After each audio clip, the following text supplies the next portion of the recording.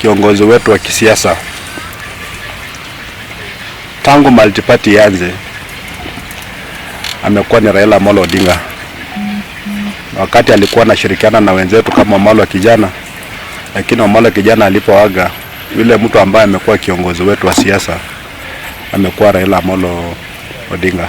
Hata mwaka wa 2022 mimi nikikuja katika siasa, yeye ndiye alikuwa kiongozi wetu kwa ule muungano wa Azimio, na nakumbuka alikuja Trans Nzoia karibu mara 3 na akanishika mkono na akaambia wakazi wa Trans Nzoia wanipigie kura. Sisi tulikuwa tumejifunza siasa yake, tulikuwa tunajaribu kuingia hapo.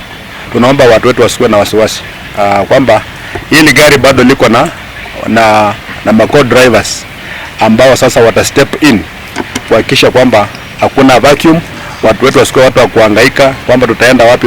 Hapana, tutapeana ile direction ambayo tunaenda, tunajua mahali tunaelekea. Kwa hivyo mimi naomba tu Mwenyezi Mungu akaiweke roho ya shujaa wetu Raila Odinga mahali pema kule mbinguni. Tunajua kwamba sisi wote ni wasafiri, na iko siku ambayo pia tutakuja kukutana.